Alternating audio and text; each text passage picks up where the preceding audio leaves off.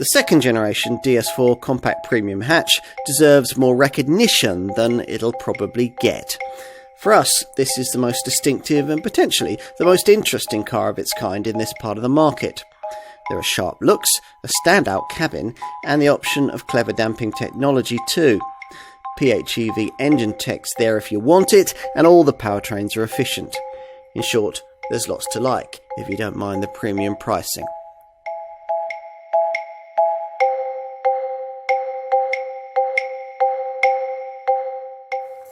The Stellantis Group's DS Premium brand has yet to gain much traction in the UK.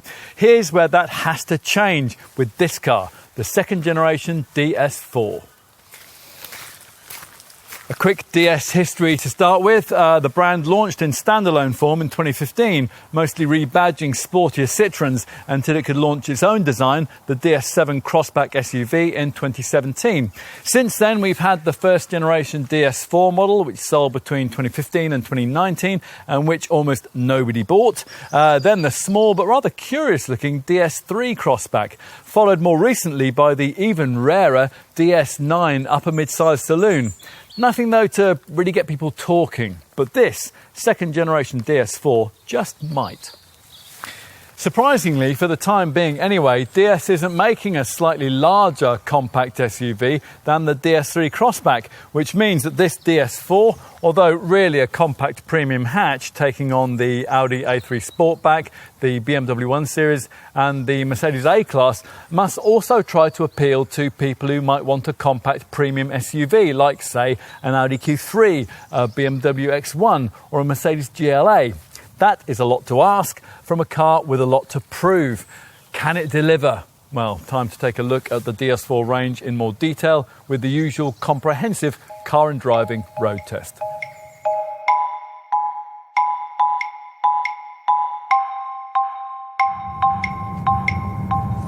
So, is it all smoke and mirrors here? Does all the DS4's Gallic tinsel merely disguise the fact that it drives exactly like its Peugeot 308 and Vauxhall Astra Stellantis Group cousins, both of which are very similar beneath the bonnet and under the skin?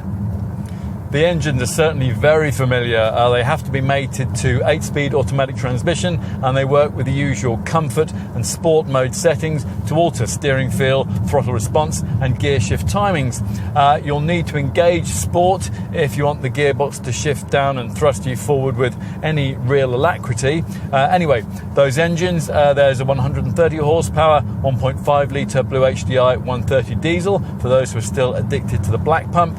But the bulk of the range is based around 3 conventional PureTech petrol units, a 3-cylinder 1.2 litre turbo with 130 horsepower and 2 1.6 litre power plants with either 180 or 225 horsepower. The further E-Tense plug-in hybrid 225 model we're trying here uses that 1.6 litre PureTech Unit 2, but mates it to a 108 brake horsepower electric motor powered by a 12.4 kilowatt hour battery for a combined system output of 225 HP and an electric driving range of up to 38.5 miles. There are 2 additional drive modes available with this PHEV variant, self-explanatory hybrid and electric, and if you shift into sport then there is a reasonable turn of speed which sees 62 dispatched in 7.7 seconds en route to 145 miles an hour. That's despite the E-Tense's extra 200 kilos of weight, which you do rather feel when you're throwing the car into a corner in a way that a likely owner probably never would. A full electric variant will eventually arrive too, sharing its 50 kilowatt hour battery and 250 mile driving range with the Peugeot E308. So everything beneath the bonnet we've seen before, and the EMP2 chassis it all sits on, that's very familiar too, although the French maker claims that 70% of that platform has been modified to meet various specific DS4 requirements, one of those being the need to accommodate the particularly large 20-inch wheels of the top variants. These are detailed differences, but a little more substance lies with the addition of certain high-tech drive electronics, which for the time being DS has reserved for itself. Chief amongst these is the clever active scan suspension system that's been fitted to this test car, something the brand first introduced on the larger DS7 SUV. You only get this with the really plush variants at the top of the range, and you'll really need it if the model in question happens to have been fitted out with the huge 20-inch wheels that we've got here. Those rims severely impede the basic suspension balance, which we did actually think was pretty well judged when we tried it out on the third generation Peugeot 308 recently. So with the big alloys, that setup really needs the active scan system, which uses a camera that looks ahead across the tarmac as you drive over a distance of between 5 and 25 metres, and it alters damping predictively. It only operates in the comfort drive mode, and it doesn't work quite as effectively as you might hope it would. You still crash over speed humps, for example, but the setup does restore a modicum of ride subtlety, although in a rather sort of wafty way that makes you feel a bit disconnected from the whole experience. The remote feel of the steering, which was bespoke tuned for the DS4, has a rather similar effect. Want more tech? Well, then you can specify infrared night vision and various elements of DS Drive Assist Level 2 semi-autonomous driving tech, both of which you might want because technology really rather fits with this car's sophisticated Gallic vibe, as does the impressive cruising refinement aided by the standard acoustic glass. The DS4 probably won't appeal if you've already decided on something German in this class, but if you have a more open mind than that in your search for a premium badged compact hatch, then it might just be worth a look.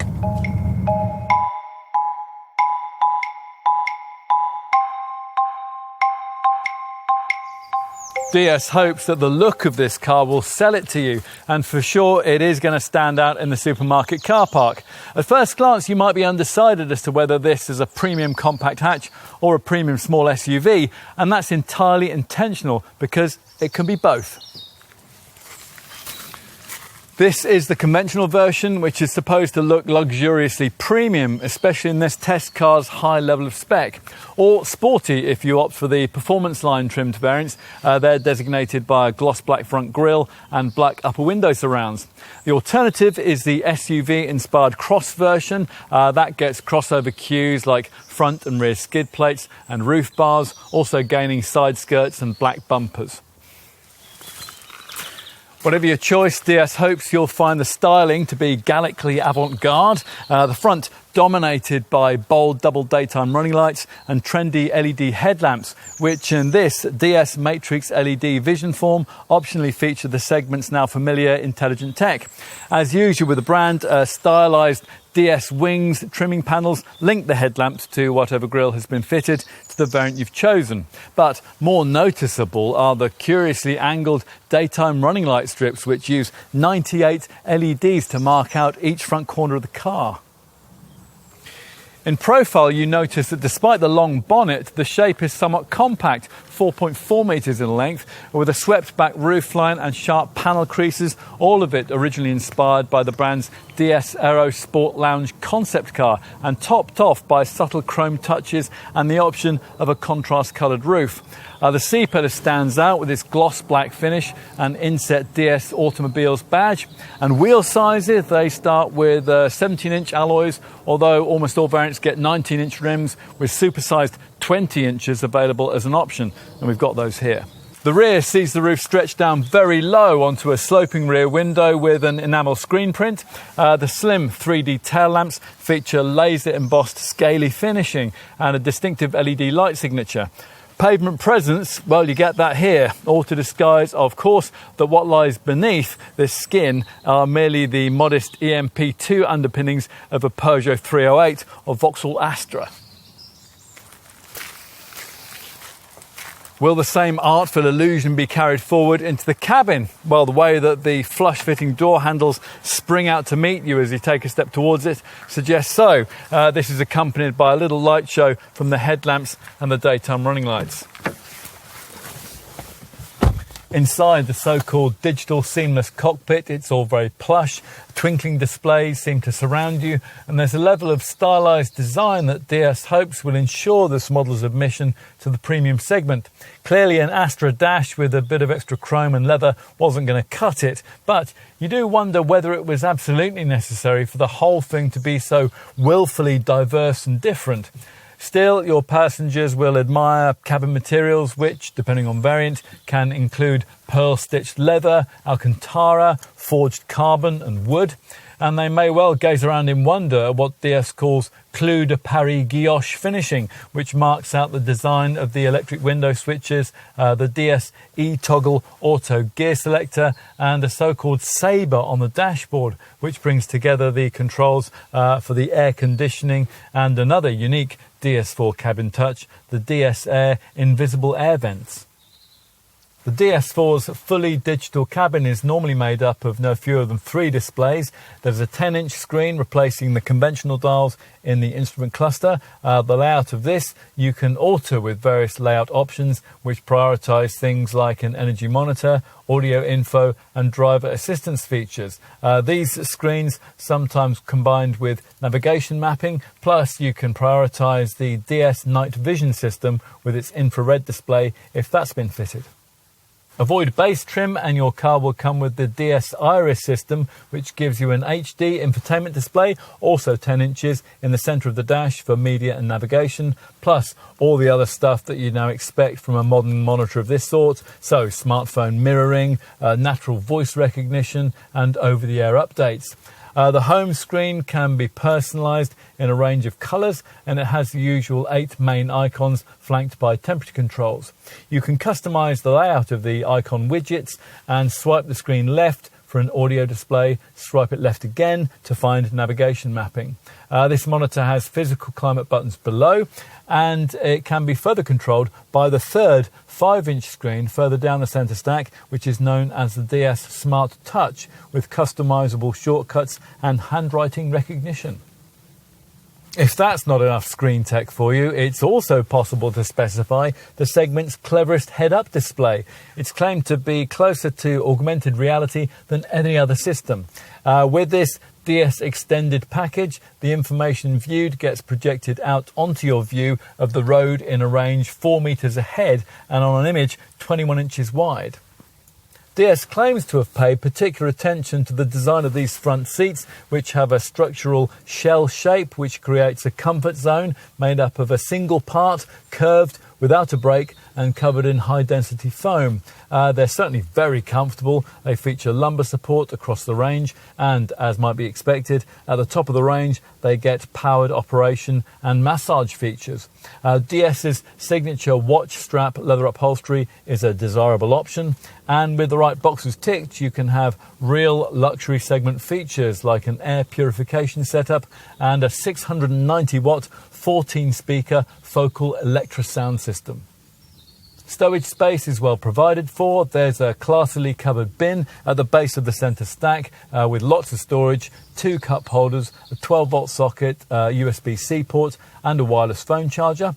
Another USB-C port resides in this cooled twin-lidded cubby between the seats. There are nicely lined door bins and ticket clips in the sun visors. Plus, this is the first DS we've tried where the glove box size isn't halved by the fuse box. The swept back roofline doesn't do much for rear seat access, but the aperture remains tall and wide enough to get in relatively easily and for parents to lean in and strap down their offspring. Once you're inside, it's a big improvement on the dark, cramped coal hole which was the backseat of the first generation DS4, a model so compromised at the back that rear folk couldn't even open their windows. There's none of that nonsense this time around, of course, but even by the modest standards of the class, legroom will remain somewhat on the cramped side if there happens to be someone of similar size sitting ahead of you. Headroom is fine though, even with this optional sunroof fitted. There's a low transmission tunnel, so in theory you could fit 3 people back here, but you wouldn't really want to. Avoid base trim and you'll get this centre armrest with integrated cup holders and a pen tray. Twin central vents are provided with twin USB-C ports nearby, plus there are netted seat back pockets and decently sized door bins built into what are probably the most interestingly designed rear door cards we've ever seen. The way that the curtain airbags and the speakers for the optional focal audio system are built into the rear C-pillars, that's also particularly neat. Raise the tailgate, which can, as here, be had in powered remote opening form. And once you've negotiated the relatively high and practically covered loading lip, you'll be faced with a decently sized 430 litre boot, although that total falls to 390 litres with this E-Tense PHEV variant. There's not much space beneath the false floor, despite the fact that DS doesn't bother to fit any sort of spare wheel, but there is a 12-volt socket on the left, and if you avoid entry-level trim, you'll get this ski hatch for longer items. Push forward the 60-40 split rear bench, and although the seat backs don't fold quite flat, up to 1,240 litres of space will be freed up with the conventional DS4, the total being 1,190 litres with this E-Tense version.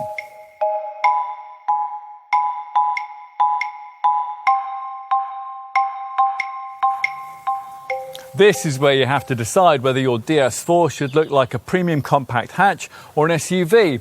If a premium compact hatch, then you'll choose either base DS4 Bastille Plus, DS4 Trocadero, or as in this case, DS4 Rivoli spec. If you want something sportier looking, then there's a choice between Performance Line or Performance Line Plus spec, both with darker exterior detailing and an Alcantara-themed interior. Now, if you prefer the crossover vibe instead, you'll opt for a Cross Trocadero or Cross Rivoli trim level. In keeping with the SUV pretensions there, the Cross derivative gets roof bars and black plastic cladding. At the time of this test in autumn 2022, it was, as with the rivals like the BMW 1 Series, the Audi A3 Sportback and the Mercedes A-Class, theoretically possible to get a DS4 at either a dealer or the brand's online store for around £28,000. But with the spec you'll probably want, a £35,000 to £40,000 budget is probably more realistic. Allow a hefty premium of around £6,000 to get your chosen trim level with the E-Tense PHEV plug-in hybrid petrol powertrain that we're trying here, rather than the comparable Blue HDI 130 automatic diesel powertrain package. You'll certainly need a plump budget if you want cutting-edge tech like the active scan suspension system and maybe one of the exquisitely stitched leather upholstery packages. You might also want to save some budget there for features like the night vision setup and the head-up display too. DS expects a large proportion of customers here, maybe around 30%, to opt for this E-Tense PHEV plug-in model. Let's take a look at equipment levels. All DS4 models come with LED headlights, rear parking sensors, an acoustic windscreen, 3D LED tail lamps, power folding mirrors, auto wipers and a parametric and volumetric alarm. Inside, across the range, you can expect to find a 7-inch digital instrument cluster and a 10-inch HD central touchscreen with Apple CarPlay and Android Auto smartphone mirroring, plus Bluetooth and a 6-speaker DAB audio system.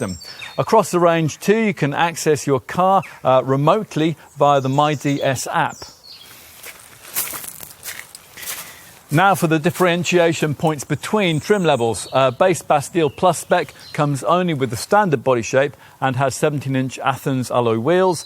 With the standard or cross models, move up to mid-range Trocadero spec, and these are exchanged for 19-inch rims, and it'll all feel a bit plusher thanks to a chromed front grille and part faux leather upholstery. A Trocadero model also comes with keyless entry, front parking sensors, a reversing camera and the DS Smart Touch system for the infotainment screen, which at this level includes 3D connected navigation and natural voice recognition. We've got plush Rivoli trim here, which with standard or cross spec gets you a cabin trimmed in basalt black leather upholstery. At this level, you also get a slice of extra technology, intelligent DS Matrix LED vision headlamps, DS Drive Assist semi-autonomous driving aids, and the DS Active Scan suspension setup that we told you about earlier in our driving section. That only leaves the sportier looking Performance Line models that we told you about earlier on. Now there's a mid-level spec for the Performance Line model with all the real niceties. Well, they're reserved for Performance Line Plus. Key options all fitted here include night vision, a focal premium hi-fi system, a sunroof, a heated steering wheel, a bi-tone roof, larger 20-inch Sydney wheels too. Plus there's a comfort pack which gives you a powered remote action tailgate, adaptive cruise control, a 360-degree camera system and rear traffic detection. Metallic paint inevitably costs extra, and you might want to splash out on signature DS watch strap upholstery. Standard safety features include the usual autonomous emergency braking system, lane keeping assist, speed limit recognition and driver attention alert, plus the usual 6 airbags and passive systems for braking and stability. You have to stretch to the very top of the range though for standard traffic sign recognition and rear cross traffic alert.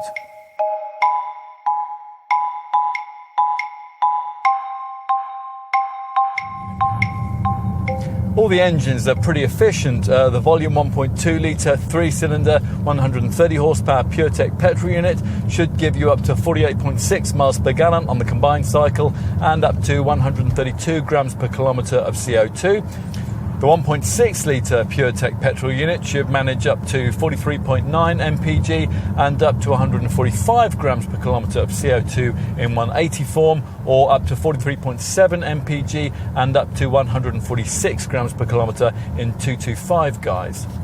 For the 1.5 litre Blue HDI diesel 130, expect up to 61.2 miles per gallon and up to 121 grams per kilometre. For really frugal running cost returns though, you'll need this clever PHEV E-Tense 225 plug-in variant. This uses an 11.8 kilowatt hour battery that can be fully charged in an hour and 55 minutes using a standard 7 kilowatt wall box, or 7 hours and 5 minutes from a domestic plug. Once that's done, an all-electric WLTP rated driving range of up to 38.5 miles is possible. Even better news lies with the low WLTP rated CO2 readings and the combined cycle fuel readings which are generated by this plug-in model. It's rated at up to 232.3 miles per gallon on the combined cycle. Ridiculous, of course, it's more like 55 mpg in the real world. And up to 27 grams per kilometre of CO2, which means a low 11% BIK status as compared to between 29 and 34% for the other models. If you want to do better than that, you'll have to ask your dealer about the full electric version that DS will eventually sell. That has a 50 kilowatt hour battery and that will offer a driving range of around 250 miles. With the E-Tense model, you can monitor your efficiency via energy monitor screen displays, and right across the range there's absolutely no doubt that DS has sweated the details to optimize efficiency returns here. The engineers, for example, achieved a 10% weight reduction in the weight of the alloy wheels. That's 1.5 kilograms per wheel, with aerodynamic inserts in order to reduce fuel consumption and CO2 emissions. Servicing on most DS4 models is needed every year or every 12,500 miles, and the cost of garage visits should be pretty affordable too. The car comes with a 3-year warranty and also 3 years of DS assistance. This E-Tense model's battery has its own 8-year, 100,000 mile warranty. Insurance groups start at 19E for the PureTech 130. For the PureTech 180, it's from 28E or 29E for the PureTech 225. For the Blue HDI 130 diesel, it's from Group 21E. And for this E-Tense PHEV, it's from Group 30E. The brand claims strong levels of recyclability. Each DS4 is made of 95% reusable materials and 85% recyclable parts. Over 30% of its weight is from renewable or recycled materials, and that's divided between metals and polymers.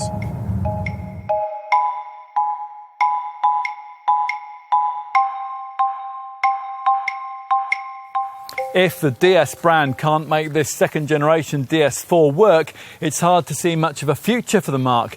This car does, after all, tick all the current boxes for market growth, tapping into the buoyant segment for premium badged compact hatches and simultaneously appealing to SUV folk. The trick for the Gallic marketeers here will lie in convincing customers that despite its shared Stellantis Group engineering parentage, this is a credible premium design in its own right. Something the first generation DS4 clearly wasn't. This replacement car deserves a second chance from those who might have rejected its predecessor, or more likely, failed to even notice its existence.